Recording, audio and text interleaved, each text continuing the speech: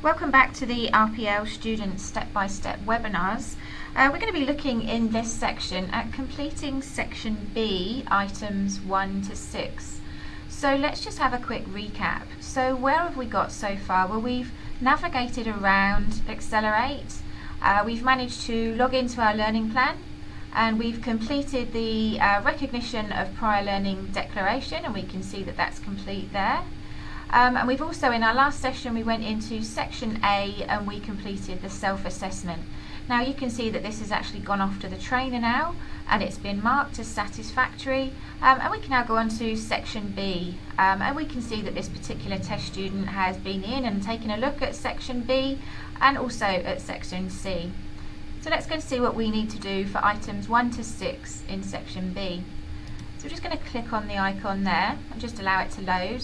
And it's going to provide us with some general information about what Section B relates to. It's explaining about training.gov.au, which is where we find our information about all of our teaching packages and learning content, specifically for the Certificate 3 in individual support.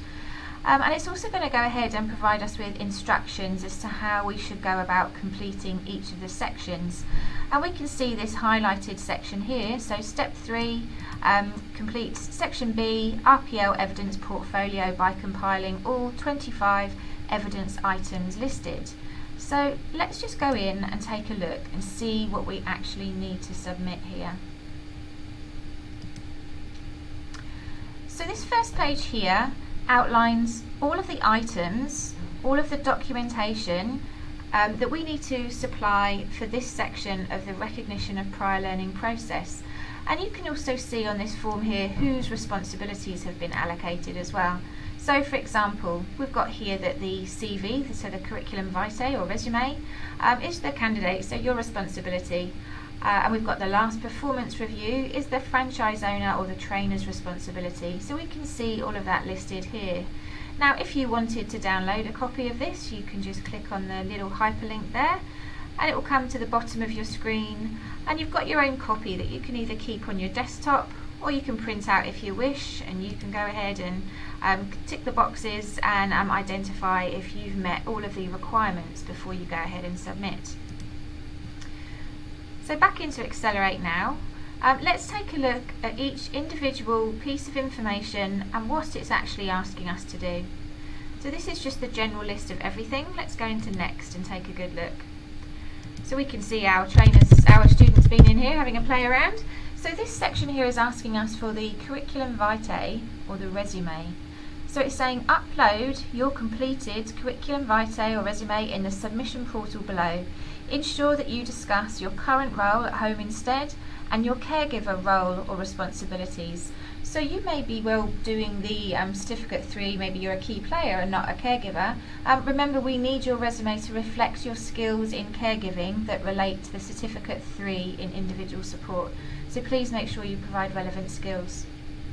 Now, as we've said, we need to ensure that we pop in some information in here. So you can submit your initials or say hi to your trainer, but if we don't include something in that box, remember our trainer is not going to be able to see that we've actually submitted some documentation. So I'm going to go ahead and assign the student's initials here, and then we can go ahead and we can actually upload our completed CV. So we're going to go into Browse Files and we're going to take a look at which is the relevant piece of documentation. So I'm just going to pretend that this one here, our evidence checklist, is the completed CV. Obviously you'll make sure that you've got your own completed CV. It doesn't need to be overly fancy, just a allocation of all of your roles and responsibilities, and the dates that you've been employed as well. And don't forget, if you've been employed elsewhere as a caregiver in any other organisation, then please document those as well, because they're certainly relevant. So we've gone ahead and we've uploaded that document. Obviously you're going to upload the correct one, and we can see it says complete there, and we're just going to double check. Yes, we've popped the student's initials there, we've uploaded. I now just need to press save and next, and there we go. I can see it says response saved, and it's jumped down to the next question in the list here. Okay, so this is asking for your last performance review. So this will be a performance review that's happened maybe with your trainer or with somebody in your franchise office. Now if you haven't had one of these, you will need to make an appointment with the relevant person in your office, your line manager, to ensure that you can gain access to your last performance review so that we can submit it. So again, it's asking you for exactly the same thing. Upload your completed last performance review in a submission portal below. And once again, we're going to go ahead and put the student's initials, and we're going to go ahead and click on Browse Files, and we're going to find that last performance review that we needed to submit. So I'm going to pretend that's my performance review, and again we can see it's completed. I'm going to do a double check again. We've popped the initials, it's completed, and remember I need to press save for it to save and progress down to the next question. So our next one here is asking for the caregiver position description. Now you can obtain this from your trainer or your franchise owner, and if they're having problems finding it, you can just let them know that they can actually find a copy of that on the franchise centre that they will have access to. And once again, all you need to do is make sure that you have looked at the position description and that you've signed it as well at the bottom. So please don't submit it without it having been signed by yourself and dated as well. So again, we're going to pop the student's initials, your initials, and then we're going to browse files, and we're going to see if we can find that position description. Now, I do think I actually have one here. Here we go. So I'm going to upload that. There we go, into the thing there, and we can see that it says complete, and again, we've popped our initials. So I'm going to go ahead and press save and next, and progress to the next question. So this one's asking me for a statement of employment.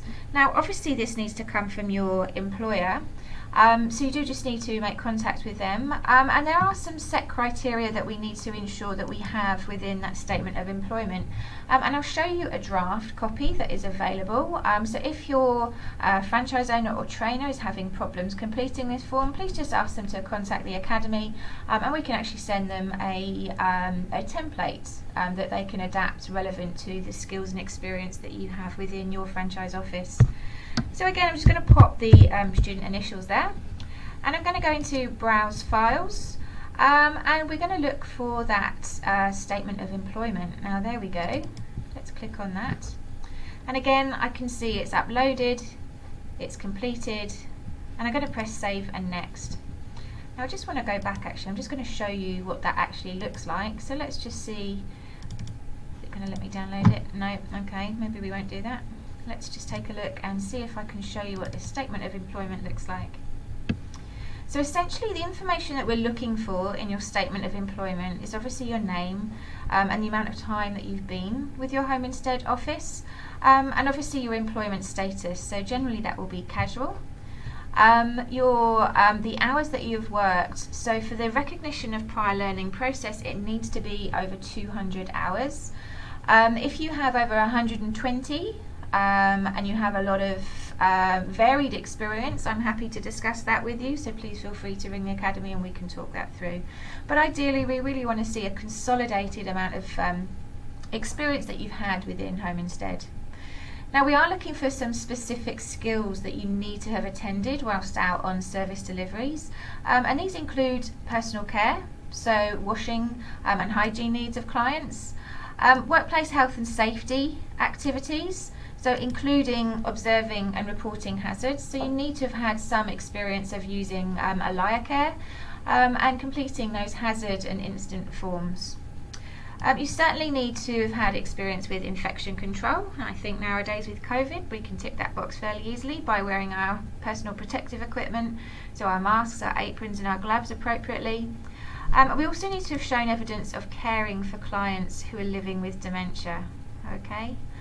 And also evidence of caring for and empowering older adults in the community setting, so hopefully you do that every service delivery that you attend. And of course meeting the needs of clients as outlined in the care plan. So again, hopefully that's something you'll achieve every day by looking at your Alaya care plan requirements, completing your care, and then submitting your feedback form at the end of your service delivery. So of course we can upload that, we've done that, okay. We're going to go on to the next question, and our last question for this particular session. So this one is looking at any other training qualifications or statements. Now, you may well have completed, for example, first aid or your CPR, and that would certainly be relevant to the Certificate 3. You don't have to have done it, but if you have done it and it's something extra above and beyond, then please feel free to submit that here. So again, exactly the same situation. We're going to put in our student's initials there, and we're going to go to Browse Files, and we're going to find that particular relevant piece of information. So let's just pretend that's our relevant piece of information, and we can see it's submitted successfully there, and we're going to press Save to make sure that it's saved. Okay, now we've got some remaining sections here. We're going to explore those in our next webinar session, so please feel free to join us to find out more about how to complete Section B.